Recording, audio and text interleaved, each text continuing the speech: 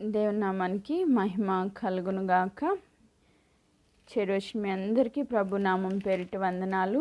ఈ దినమునకై ఏర్పాటు చేయబడిన లేఖన భాగము మొదటి సమూయేలు గ్రంథము 1వ అధ్యాయము 2వ అధ్యాయంలో మనము ఈరోజు నేర్చుకోబోయే అంశము ఏలి అనే ఒక ప్రవక్త, ఒక న్యాయాధిపతి.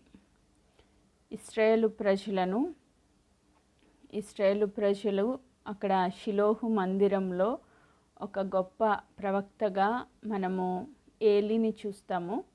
ఏలి యొక్క కుమారులు ఓఫ్నీ, ఫినిహాస్, ఇద్దరు బిడ్డలు ఆయనకి. ఆ ఇద్దరు బిడ్డలు అక్కడ యాజకులుగా, అంటే మందిరంలో, దేవుని మందిరంలో యాజకులుగా వారు పనిచేస్తూ ఉన్నట్లుగా మనం చూస్తాం. మొదటి 2 అధ్యాయాలు మనం చదివితే అక్కడ వీళ్ళు కనబడతారు మనకి. అదే సందర్భంలో అక్కడికి హన్నా వస్తుంది. ఆ షిలోహు మందిరానికి బలి అర్పించడానికి వాళ్ళు ఏటేటా హన్నా తన కుటుంబంతో పాటు వచ్చి తనకున్న అక్కర కొద్దీ అక్కడ ప్రార్థన చేసినప్పుడు దేవుడు ఆమె ప్రార్థన ఆలకించి వాళ్ళకి దేవుని యొక్క కృప చేత ఒక బిడ్డను అనుగ్రహించడం జరిగింది. తను కోరుకున్న రీతిగా ఒక కుమారుడు, అంటే శ్రేష్టమైన బహుమానంగా సమూయేలుని దేవుడిచ్చినట్లుగా మనం చూస్తాం. అయితే ఆ సమూయేలుని దేవుని సన్నిధిలో ఆ బిడ్డ పాలు విడిచేంత వరకు దేవుని యందు భయభక్తులతో పెంచి తను తీసుకొచ్చి దేవుని మందిరంలో విడిచిపెట్టినట్లుగా మనం చూస్తాం. సో ఇదంతా మనం చూస్తూ ఉన్నప్పుడు ఈరోజు ప్రత్యేకంగా పరిశుద్ధాత్మ దేవుడు మనకి జ్ఞాపకం చేసేది ఏంటి అన్నది మనం ఈరోజు ధ్యానం చేసే అంశం ఏంటంటే, ఎంతో గొప్ప ప్రవక్తగా, యాజకులుగా, దైవజనులుగా ఉన్న ఏలి కుమారుల విషయంలో జరిగిన సంగతులు ఈరోజు మనం ధ్యానం చేయబోతూ ఉన్నాం. అక్కడే ఆ షిలోహు మందిరంలో సమూయేలు కనబడతాడు. అదే సందర్భంలో ఏలి కుమారులుగా ఓఫ్నీ, ఫినిహాస్ ఇద్దరు కూడా కనబడతారు, యాజకులు వాళ్ళు. సో యాజకులు అని ఎక్కడ మనకి కనబడుతుందంటే మొదటి సమూయేలు గ్రంథము 1వ అధ్యాయము 3వ వచనాన్ని మనం చదివితే, మొదటి సమూయేలు గ్రంథం 1వ అధ్యాయము 3వ వచనం, ఇతడు షిలోహులోనందున్న సైన్యములకు అధిపతి యెహోవాకు మొక్కుకొనుటకును బలి అర్పించుటకును ఏటేటా తన పట్టణం విడిచి అచ్చటికి పోవుచుండెను.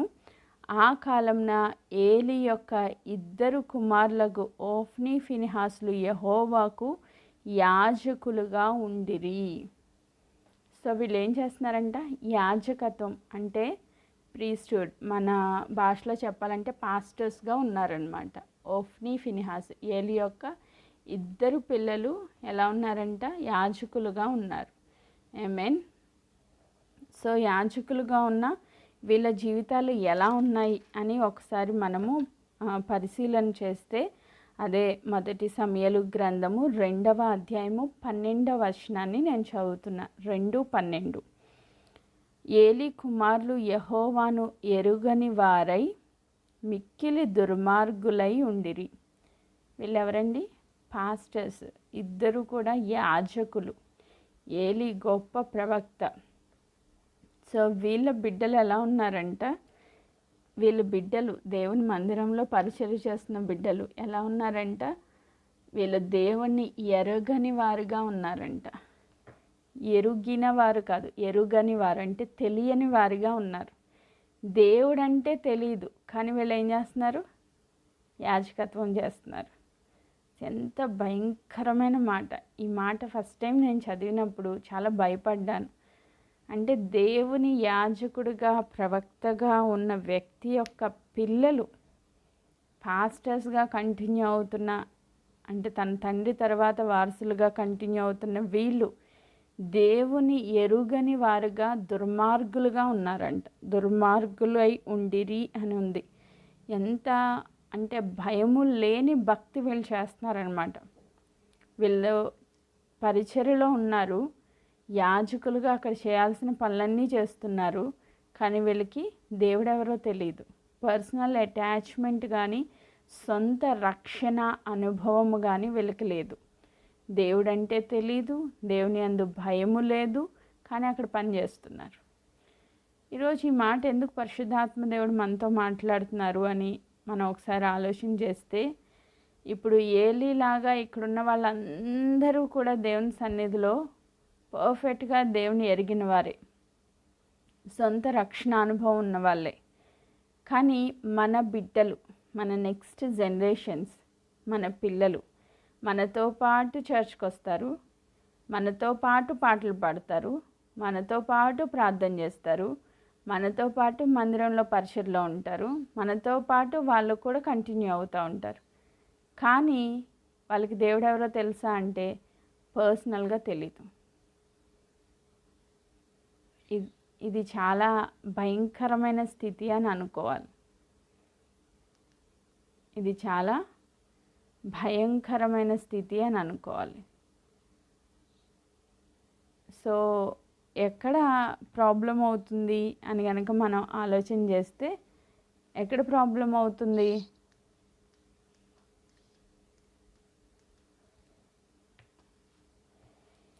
వీళ్ళకి తన తండ్రి చేసిన ఆ పరిచర్య, అప్పుడు ఏలీ చాలా గొప్ప ప్రవక్తగానే ఉన్నాడు ఆయన. అక్కడ హన్నా చూసినప్పుడు తను ఫస్ట్ మిస్అండర్స్టాండ్ చేసుకున్న తర్వాత, హన్నా మాట్లాడిన తర్వాత ఆయన ఒక గొప్ప ఆశీర్వాదం ఇచ్చాడు. 17వ వచనంలో చూస్తే, అంతట ఏలీ, 1వ అధ్యాయం 17వ వచనం చదువుతున్నాను. అంతట ఏలీ, నువ్వు క్షేమంగా వెళ్ళుము, ఇశ్రాయేలు దేవునితో నువ్వు చేసుకున్న మనవిని ఆయన దయచేయునుగాక అని ఆమెతో చెప్పగా, ఆమె అతనితో, నీ సేవకురాలని నేను నీ దృష్టికి కృప నొందుదునగాక అనెను. సో ఏలియా ఒక్క మాట దేవుని పక్షంగా విడుదల చేస్తే దానికి దేవుడు సమ్మతించారు. వెంటనే ఆమె గర్భవతి అయి బిడ్డని కన్నట్లుగా మనం చూస్తాం. అంటే ఏలీ మంచి ప్రవక్తే, ఒక మంచి భయభక్తులు కలిగిన దైవజనుడే. కానీ ఆయన బిడ్డల పరిస్థితి బహు దుర్మార్గులై ఉన్నారంట. ఈరోజు మనం ఈ విషయంలో కొంచెం లోతుగా ధ్యానం చేస్తే, ఎఫెసీలకు రాసిన పత్రిక 6వ అధ్యాయము, ఎఫెసీ పత్రిక 6వ అధ్యాయము 4వ వచనాన్ని నేను చదువుతా ఉన్నా. ఎఫెసీ పత్రిక 6వ అధ్యాయము 4వ వచనాన్ని నేను చదువుతా ఉన్నాను.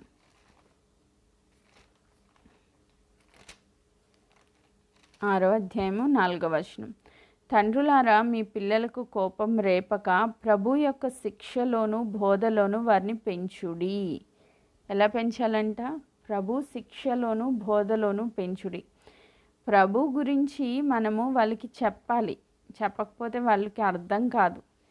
కోపం రేపొద్దు కానీ పద్దాక విసిగించేటట్లు కాదు, కానీ వాళ్ళని దేవుని యొక్క భయభక్తుల్లో మనం పెంచే బాధ్యత తండ్రులకు తల్లులకు అప్పగించబడింది. ఈరోజు తల్లిదండ్రులుగా హన్నాను చూస్తే మనకు అర్థమైంది. ఆ చిన్న వయసులో నా పసిపిల్లవాడికి తను పాలు పోసి పెంచి పాలు విడిచే లోపే దేవునికి మొక్కే స్థితిలోనికి ఆమె ఆ బిడ్డకి ట్రైనింగ్ ఇచ్చింది. కానీ ఇంత గొప్ప దైవజనుడి యొక్క పిల్లలుగా, దైవజనులుగా ఉన్న ఆ ఇద్దరు బిడ్డల పరిస్థితి బహు ఘోరంగా దేవుని ఎరుగని స్థితిలో ఉన్నారు. అంటే ఆ ఏలి యొక్క పెంపకంలో ఉన్న పెద్ద ఫెయిల్యూర్ మనకు అక్కడ కనబడుతూ ఉంటుంది. అందుకే ఇక్కడ దేవుడు చెప్తున్నారు, మీ పిల్లల కోపం రేపక ప్రభు యొక్క శిక్షలోను బోధలోను వారిని పెంచుడి. దేవుని యొక్క వాక్యము కంటిన్యూస్గా మనం వాళ్ళకి చెప్తూ ఉండాలి. ఇది తల్లిదండ్రుల బాధ్యత. ఎందుకంటే దేవుడు చెప్పారు, ఇశ్రాయేలు ప్రజలకు ఒక కట్టడ, ఒక ఆజ్ఞ ఇచ్చారు. ఏంటంటే వాళ్ళు నడుస్తున్నప్పుడు, కూర్చున్నప్పుడు, వాళ్ళు పడుకున్నప్పుడు, వాళ్ళు ఏ పని చేస్తున్నప్పటికీ నువ్వు నీ బాధ్యత ఏంటంటే దేవుని యొక్క మాటలు, ఆయన యొక్క ఆజ్ఞల వారికి బోధిస్తూ ఉండాలంట. ఒకవేళ వాళ్ళ బోధించలేదనుకోండి, వాళ్ళు దేవుని ఎరుగని దుర్మార్గులు అయిపోతారనమాట. దేవుని ఎరుగని దుర్మార్గులు అయిపోతారు. సామెతల గ్రంథంలో చూస్తే దేవుడు బిడ్డల కోసం చాలా విషయాలు అక్కడ మనకి బయలుపరుస్తూ ఉంటారు. సామెతల గ్రంథము 13వ అధ్యాయము, ఒకసారి మాట చదువుకుందాం. సామెతల గ్రంథము 13వ అధ్యాయము 24వ వచనాన్ని నేను చదువుతున్నా. బెత్తం వాడనివాడు తన కుమారునికి విరోధి, కుమారుని ప్రేమించువాడు వానిని శిక్షించును. బెత్తం వాడకపోతే నువ్వు నీ పిల్లలకి ఏమవుతావు? విరోధి అయిపోతావు. అంటే ఈరోజు పిల్లల్ని ఎక్కువగా ప్యాంపరింగ్ చేసి పెంచుతున్నారు. ఒక్క మాట అనరు, ఒక దెబ్బ వేయరు. అమ్మో నా పిల్లోడు ఎక్కడ నొచ్చుకుంటాడో, ఎక్కడ బాధపడతాడో అని ముందే వీళ్ళు బాధపడిపోయి ఆ పిల్లల్ని గారాబంగా పెంచి వాళ్ళని ఒక్క మాట కూడా అనకుండా, వాళ్ళు తప్పు చేసినా సరే నువ్వు సపోర్ట్ చేస్తే ఒక దినాన్ని నువ్వు సిగ్గుపడే స్థితిలోనికి వాళ్ళు వెళ్ళిపోతారు. ఈరోజు టీచర్స్ చెప్తున్నారు నాకు, టీచింగ్ ఫీల్డ్లో ఉన్న వాళ్ళతో నేను 2-3 మొన్న రీసెంట్గానే మాట్లాడితే వాళ్ళు చెప్తున్నారు, అసలు వాళ్ళు ఎంత తప్పు చేసినా తల్లిదండ్రులు వచ్చి సపోర్ట్ చేసి మాట్లాడుతున్నారంట. సపోర్ట్ చేసి, నా కూతురు ఇష్టం, తను ఎలా ఉండాలనుకుంటే అలా ఉంటుంది, మీరెవరు అడగడానికి అని పేరెంట్స్ టీచర్స్తో చెప్తున్నారంట. వాళ్ళు ఇష్టం వచ్చినట్టు ఉంటారు, మీకేంటి అని. అసలు భయం లేదు, భక్తి లేదు. ఈరోజు టీచర్స్ అంటే లెక్క లేదు, పేరెంట్స్ అంటే లెక్క లేకుండా తయారు చేసుకుంటున్నాం మన చేతులారా మనమే. సో వాళ్ళని కొట్టకూడదంట రూల్. స్కూల్లో రూల్ ఏంటంటే వాళ్ళని అస్సలు గద్దించకూడదు, కొట్టకూడదు, తిట్టకూడదు, జస్ట్ నోటితో చెప్పాలి. ఈరోజు నోటితో చెప్తే వినేవాళ్ళు ఎంతమంది? మంచిగా చెప్తే వినేవాళ్ళు ఎంతమంది? ఈరోజు నువ్వు కూడా ఇంట్లో బెత్తం వాడలేదంటే, బెత్తం వాడిన వాడు తన కుమారునికి విరోధి, కుమారుని ప్రేమించిన వాడు వాడిని శిక్షించిన వాడు. తప్పు చేస్తే బెత్తం వాడైనా సరే సరిచేయాల్సిన బాధ్యత దేవుడు మనపై పెట్టారు. బిడ్డలు యెహోవా ఇచ్చు గర్భ ఫలము బహుమానం. సో దేవుడిని గిఫ్ట్ ఇస్తే వాడు ఎలా పడితే అలా బ్రతుకుతూ ఉంటే, వాడి జీవిత విధానము తెలిసి నువ్వు వాడిని వార్న్ చేయకపోయినా, వాళ్ళు పెద్దయ్యాక తెలుసుకుంటారులే కనుక నువ్వు వదిలేస్తే పెద్దయ్యాక అస్సలు మాట వినరు. ఈరోజు మేము చూస్తున్నాం చాలామంది బిడ్డలు 10th క్లాస్ వరకు తల్లి వెనకాల తిరిగిన వాళ్ళు ఇంటర్మీడియట్కి వచ్చేసరికి కంప్లీట్గా చేంజ్ అయిపోయి వాళ్ళు ఇష్టానుసారంగా ప్రవర్తిస్తూ అసలు తల్లి మాట లెక్క చేయకుండా, తండ్రిని పట్టించుకోకుండా తిరిగే వాళ్ళు అనేక మంది ఉన్నారు. ఈరోజు వాళ్ళ కోసం ఏడ్చే తల్లులు చాలామంది ఉన్నారు. చిన్ననాటి నుంచి ప్రభు యొక్క శిక్షలో బోధలో వారిని పెంచాలి. నువ్వు చిన్ననాటి నుంచి వాళ్ళకి భక్తి నేర్పించాలి, భయం నేర్పించాలి. దేవుడు చూస్తున్నాడు, నువ్వు ఎక్కడికి వెళ్తున్నావో, నువ్వు ఏం ఆలోచిస్తున్నావో, నువ్వు ఏం చేస్తున్నావో, ఎవరితో మాట్లాడుతున్నావో దేవుడు చూస్తున్నాడు అని వాళ్ళకి బోధించకపోతే వాళ్ళకి దేవుని అందలి భయం రాదు. ఆ భయం కనుక వాళ్ళకి లేకపోతే వాళ్ళు ఇష్టానుసారంగా ప్రవర్తిస్తారు. వాళ్ళు తప్పు చేస్తున్నారని తెలిసిన వెంటనే ఫస్ట్ టైం వార్న్ చేయాలి, సెకండ్ టైం అదే రిపీట్ చేస్తే ఒక దెబ్బ వేసైనా వాళ్ళని కరెక్ట్ వేలోకి నడిపించాలి. ఆ బాధ్యత తల్లిదండ్రులుగా దేవుడు మనకి ఇచ్చారు. ఇష్టానుసారంగా విడిచిపెడితే తర్వాత వాళ్ళ మాట వినక ఎంత ఏడ్చినా ఉపయోగం లేని పరిస్థితిలోనికి ఈరోజు యవ్వన బిడ్డలు, చిన్న బిడ్డలు వెళ్ళిపోతూ ఉన్నారని చెప్పడంలో ఏమీ సందేహం లేదు. అదే సామెతలు 19వ అధ్యాయము 16వ వచనం నేను చదువుతున్నా. సామెతలు 19:16. ఆజ్ఞ గైకొనివాడు తను కాపాడుకొనివాడు, తన ప్రవర్తన విషయమై అజాగ్రత్తగా ఉండేవాడు చచ్చును. ఇప్పుడు తల్లిదండ్రులుగా ఆజ్ఞలు మనము వాళ్ళకి చెప్పాలి, బోధించాలి. ఒకవేళ వాడు విన్నాడా, ఖచ్చితంగా వాడు ఏమవుతాడంటే ఆజ్ఞ గైకొనివాడు తను కాపాడుకొనును. వాడు దేవుని వాక్యానికి ఆజ్ఞకి లోబడితే తను ప్రొటెక్ట్ చేసుకోగలుగుతాడు. లేదు తన ప్రవర్తన విషయమై అజాగ్రత్తగా ఉంటే వాడు చస్తాడు. ఈరోజు హోఫ్నీ ఫిన్హాసులను చూస్తే వాళ్ళు భయంకరమైన మరణానికి అప్పగించేశారు దేవుడు. బికాజ్ వాళ్ళ యొక్క బిహేవియర్, వాళ్ళ ప్రవర్తన, దేవుడంటే లెక్కలేనితనం, అసలు దేవుని ఎరుగని వారుగా ఉన్నారంట, దుర్మార్గులుగా ప్రవర్తిస్తూ ఉన్నారంట. వాళ్ళ బ్రతుకులో దేవుడంటే భయం లేదు, భక్తి లేదు. మందిరంలో ఉండి వాళ్ళు ఇష్టానుసారంగా బిహేవ్ చేస్తూ వచ్చారు. ఈరోజు నీ పిల్లలు మందిరంలోనే ఉండొచ్చు, కానీ వాళ్ళ జీవిత విధానం ఎలా ఉంది? వాళ్ళ మాటకి లోబడుతున్నారా? వాళ్ళు నువ్వు వాక్యం చెప్పినప్పుడు వాళ్ళు వినగలుగుతున్నారా? దేవుని మాట నువ్వు ప్రకటిస్తున్నప్పుడు వాళ్ళు వింటున్నారా? నీకు లోబడుతున్నారా? సో చాలామంది అంటారు లోబడట్లేదండి, అసలు మా మాట వినట్లేదండి అని. చిన్ననాటి నుంచి వాళ్ళకి హృదయంలో ఏముంటుందంటే మూఢత్వం ఉంటుంది. అదే మాట 18వ వచనాన్ని కూడా నేను చదువుతున్నాను చూడండి. బుద్ధి వచ్చునని నీ కుమారుని శిక్షింపుము, అయితే వాడు చావాలని కోరుకొనవద్దు. చాలామంది బిడ్డలు చిన్నప్పుడు కొట్టరు, చిన్నప్పుడు సరైన మార్గంలో పెట్టరు. వాడు పెద్ద ఎదిగి దుర్మార్గుడు అయిపోతే అది చచ్చినా బాగుండేది. నాకెందుకు వచ్చిన కొడుకు వీడు అని చెప్పి ఏడ్చేవాళ్ళు, ప్రేయర్ రిక్వెస్ట్లు కూడా ఇచ్చేవాళ్ళు ఉన్నారు. నా కొడుకు చనిపోయినా బాగుండేదండి, నన్ను చాలా టార్చర్ చేస్తున్నాడు. మరి చిన్ననాటి నుంచి వాడిని ఎలా పెంచావు నువ్వు? వాడు చావాలని కోరుకోవద్దు నువ్వు. వాడి చిన్ననాటి నుంచి మంచి శిక్షణలో బోధలో పెంచితే ఈరోజు నీకు అంత అవమానం తెచ్చే వ్యక్తిగా వాడు మారడు. నువ్వు ఎలా పెంచుతూ వచ్చావు బాబుని? నువ్వు పెంపకం ఎలా ఉంది? నువ్వు చూపించిన మాదిరి ఎలా ఉంది? ఒక్కసారి మనల్ని మనం చెక్ చేసుకుందాం. అదే సామెతల గ్రంథం 22వ అధ్యాయం 15వ వచనం చదివితే, బాలుని హృదయంలో మూఢత్వము స్వాభావికంగా పుట్టును, శిక్షాదండనము దానిని వానిలో నుండి తోలివేయను. మూఢత్వం, మూర్ఖత్వం వాడికి స్వాభావికంగానే చిన్ననాటి నుంచి ఉంటుంది. కోపడతారు, మనం చెప్పిన మాట వినరు, రెబెలేట్స్గా ఉంటారు, మూర్ఖులుగా ఉంటారు. కానీ ఇక్కడ దానికి ఒక కీ కూడా ఇస్తున్నారు దేవుడు. శిక్షాదండము దానిని వానిలో నుండి తోలివే. కంటిన్యూస్గా నువ్వు వాడిని వార్న్ చేస్తూ, శిక్షిస్తూ, దండిస్తూ, అంటే వాడిని చావగొట్టేమని నేను చెప్పట్లా, వాడు చేస్తుంది తప్పు అని వాడికి అర్థమయ్యేలా చెప్పి వాడిని కరెక్ట్ చేస్తే ఆ మూఢత్వం వెళ్ళిపోద్ది. వాడు బాగుపడతాడు, వాడు మంచి బుద్ధిమంతుడిగా తయారవుతాడు, దేవుని ఎరుగుతాడు, దేవుని సన్నిధిలో సంపూర్ణ ఆత్మరక్షణ కార్యం వాడి జీవితంలో జరిగిద్ది. అదే వాడు తప్పు చేసినా కూడా నువ్వు చెప్పకుండా వాడిని ఎంకరేజ్ చేస్తూ పోయావంటే ఈరోజు తర్వాత వాడు చేసే తప్పులకి నువ్వు తలదించుకోవాల్సిన పరిస్థితి వస్తుంది.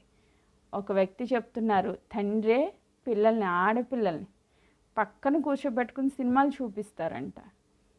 ఈరోజు సినిమాల్లో ఏముంది? ఏమన్నా బాగుపడే విషయాలు చెప్తున్నారా? వాళ్ళు మంచి నేర్పిస్తున్నారా సినిమాల ద్వారా? ఒక తండ్రి అయి ఉండి చేయాల్సిన పని అది? పిల్లల్ని పక్కన కూర్చోబెట్టిన క్రికెట్లు, టైం వేస్ట్, ఎడిక్షన్స్లోకి తల్లిదండ్రులే తీసుకుపోతున్నారు. అస్సలు బాధ్యత లేదు, భారం లేదు బిడ్డల కోసం. ఏదో కనీసం కదా ఏదో పెరిగేస్తున్నారు కదా, దేవుడు ఒక రోజు లెక్క అడుగుతాడనే భయం లేదు. తల్లిదండ్రులకే లేదు. ముందు పిల్లల మాట పక్కన పెట్టండి, తల్లిదండ్రులకు లేదు. ప్రతి ఆదివారం మనకి యూత్ గ్రూప్ ఉంటుంది, ప్రతి శనివారం మనకి చిల్డ్రన్ గ్రూప్ ఉంటుంది. ఎంతమంది పిల్లలు వస్తున్నారు యూత్ గ్రూప్కి, చిల్డ్రన్ గ్రూప్కి? ఎంతమంది పిల్లలు వస్తున్నారు మీకు తెలుసా? అసలు మీ పిల్లలు దేవుని సన్నిధిలో ఉంటున్నారా? వారానికి ఒక్కసారి 1 గంట పిల్లల్ని కూర్చోబెట్టలేరా? మీకు ఫోనులు లేవా? మీరు రోజు రెగ్యులర్గా దేవుడి సన్నిధికి వస్తున్నారు. మరి మీరు ఎదిగితే సరిపోద్దా? మీ పిల్లలు ఏమైపోయినా మీకు బాధ్యత లేదా? 1 గంట 6 to 7 చిల్డ్రన్ గ్రూప్ ఉంది, యూత్ గ్రూప్ ఉంది. మనకి ఎంతమంది పిల్లలు ఇక్కడ యూత్ గ్రూప్లో కనబడుతున్నారు? నిన్న గట్టిగా 6:30 లోపు 10 మెంబర్స్, నేను బ్రదర్ డానియల్ పాల్ గారు వాక్యం తీసుకున్నారు, ఆయన్ని తీసేస్తే 8 మంది ఉన్నారు. తర్వాత 6:30 తర్వాత ఒక 5 జాయిన్ అయ్యారు, మొత్తం 13 మంది. ఆ యూత్ గ్రూప్లో నేను యాడ్ చేసిన నెంబర్లు 50 పైనే ఉన్నాయి.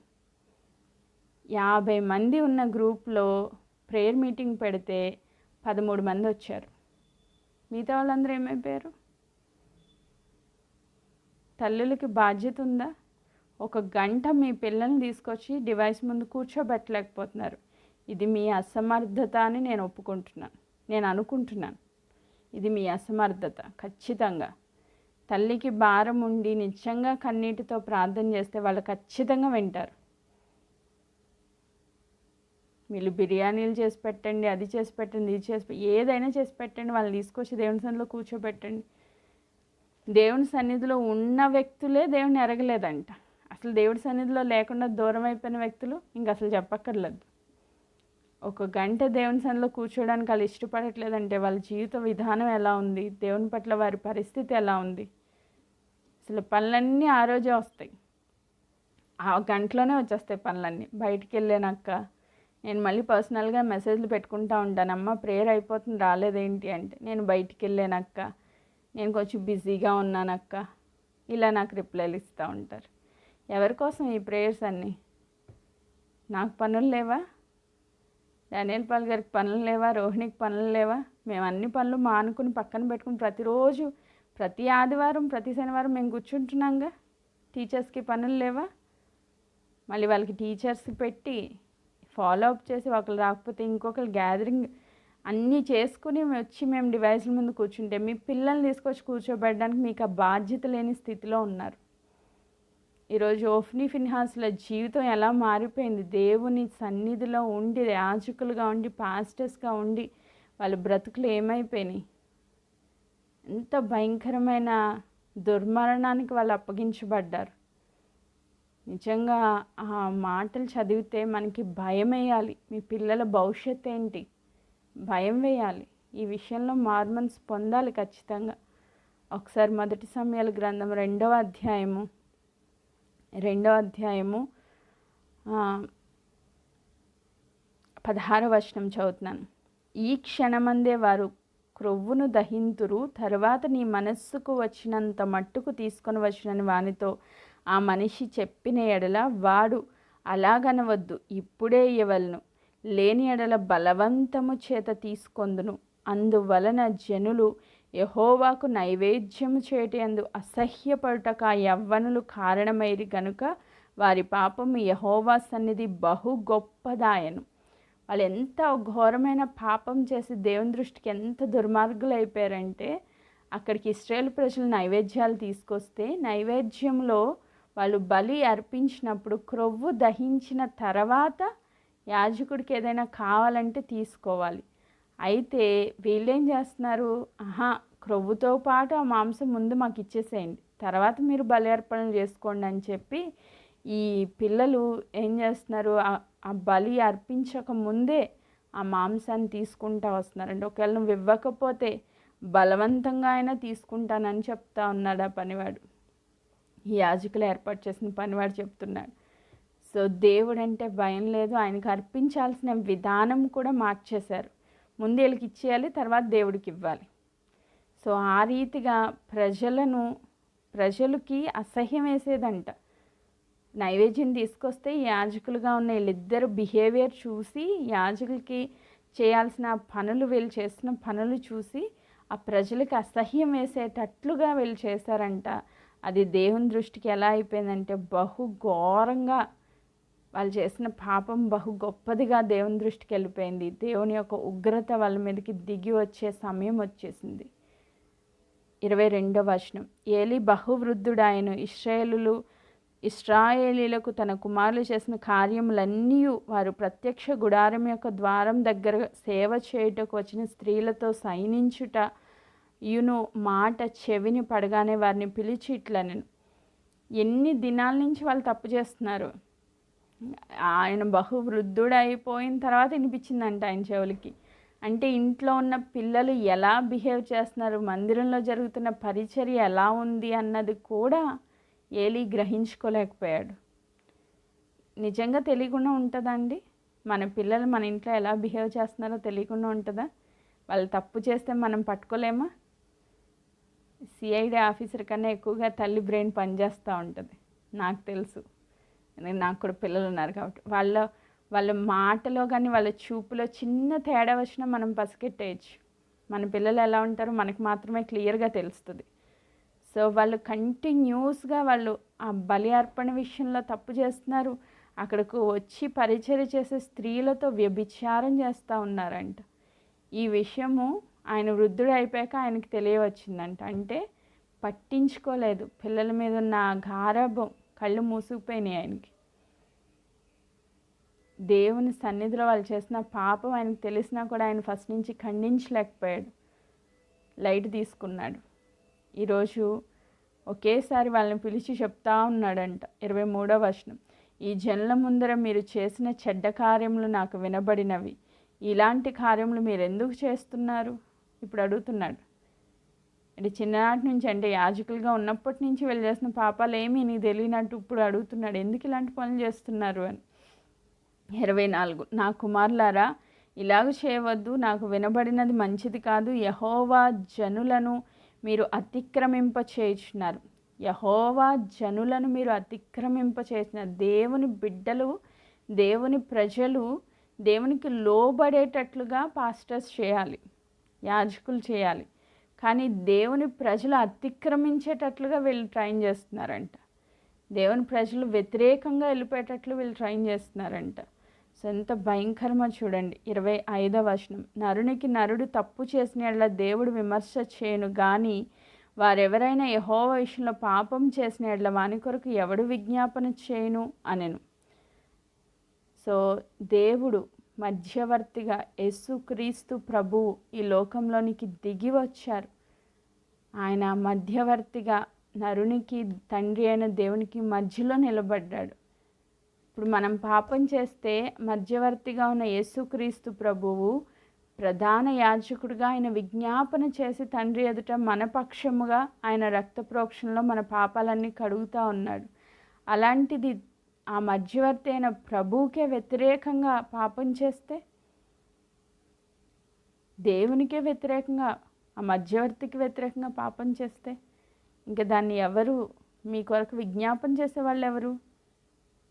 ఇప్పుడు మనం తండ్రి అయిన దేవునికి వ్యతిరేకంగా పాపం చేశాము, మన పాపంలో పడ్డాం, దేవుడు క్షమించమని యేసుక్రీస్తు ప్రభు విజ్ఞాపన చేస్తున్నారు. అయ్యా వీళ్ళు పలానా వాళ్ళని కొట్టారు, వాళ్ళు పాపం చేశారు, అతిక్రమించారు, తండ్రి క్షమించండి. అయితే దేవుని యొక్క కార్యానికి వ్యతిరేకంగా వీళ్ళు పాపం చేస్తుంటే వీళ్ళ కొరకు విజ్ఞాపన దేవుడు చేయరు కదా. ఆయన రూల్స్ని ఆయన అతిక్రమించరు. ఆయన పరిశుద్ధుడు. ఆయన పరిశుద్ధతలో నుంచి ప్రజల్ని వీళ్ళు వెనక్కి లాగేస్తున్నారు. అక్కడికి వచ్చే పరిచయం చేసే స్త్రీలతో వ్యభిచరిస్తున్నారు. ఎంత భయంకరమైన పాపంలో వీళ్ళు పడిపోయారు. సో వీళ్ళు చేసిన కార్యాలు చూసి దేవుడికి అసహ్యం వేసింది. వాళ్ళ తండ్రి చెప్పిన మాట కూడా వీళ్ళు లెక్క చేయకుండా చేశారంట. వాళ్ళ పరిస్థితి ఎంత ఘోరం అయిపోయిందంటే దైవజండని ఏలియాకి తెలిసి కూడా వాళ్ళని సరైన రీతిలో క్రమం చేయలేకపోయాడు. తద్వారా వాళ్ళ పరిస్థితి ఎంత ఘోరమైందంటే ఒక దైవజండ వచ్చి ఏలియాతో చెప్తున్నాడు. ఏమని చెప్తున్నాడు? 27 నుంచి మనం ఆ మాటలు చదవచ్చు. అయితే ఇప్పుడు టైం లేదు కాబట్టి డైరెక్ట్ 30వ వచనం చదువుతున్నాను. నీ ఇంటి వారును నీ పితరుల ఇంటి వారును నా సన్నిధిని యాజకత్వం జరిగించుదురని యెహోవా ఆజ్ఞ ఇచ్చియున్నను. ఇప్పుడు అది నా మనస్సునకు కేవలం ప్రతికూలమాయనని ఇశ్రాయేలు దేవుడని యెహోవా సెలవిచ్చుచున్నాడు. నీవారు నీ ఇంటివారు అందరూ, నీ పితరులు నీ ఇంటివారు అందరూ కూడా యాజకులుగా ఉండాలని దేవుడు నిర్ణయించుకున్నారు. ఫస్ట్ ఏలీ కుటుంబం అంతటిని యాజకత్వానికి పిలుచుకున్నారు. కానీ వాళ్ళ బిడ్డల యొక్క ప్రవర్తనను బట్టి దేవుడు దాన్ని క్యాన్సిల్ చేసేశారు.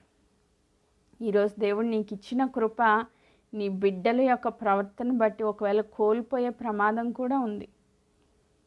దేవుడు నిన్ను ఎంతగా ఆశీర్వదించాలనుకున్నా నీ యొక్క బిహేవియర్ని బట్టి కాదు, కానీ నీ కుటుంబంలో మీరు నలుగురు ఉండొచ్చు, ఆ నలుగురి యొక్క బిహేవియర్స్ కూడా దేవుడు చూస్తారు. నెక్స్ట్ జనరేషన్స్కి కృప వెళ్ళాలి అంటే మన తర్వాత మన పిల్లలు కూడా దేవుని యొక్క క్రమంలో నడవాలి.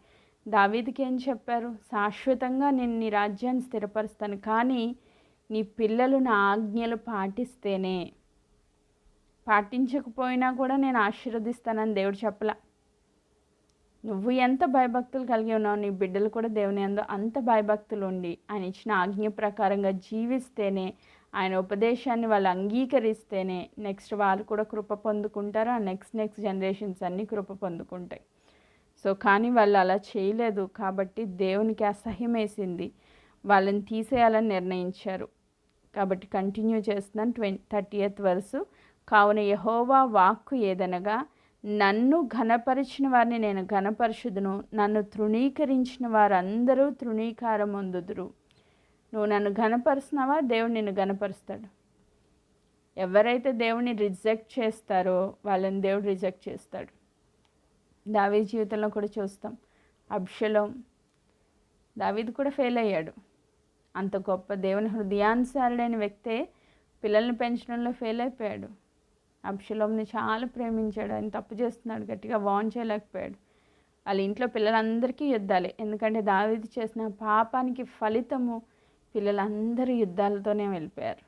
భయంకరమైన పాపాలు వాళ్ళ ఇంట్లో వాళ్ళ పిల్లల మధ్యలోనే జరిగినాయి. సో ఈరోజు దేవుడు పరిశుద్ధాత్ముడు మనతో ఏం మాట్లాడుతున్నారు?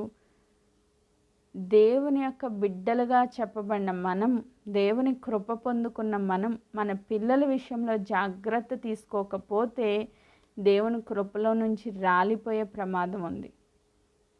నీ భక్తి నీ పిల్లల్ని ఏం కాపాడదు.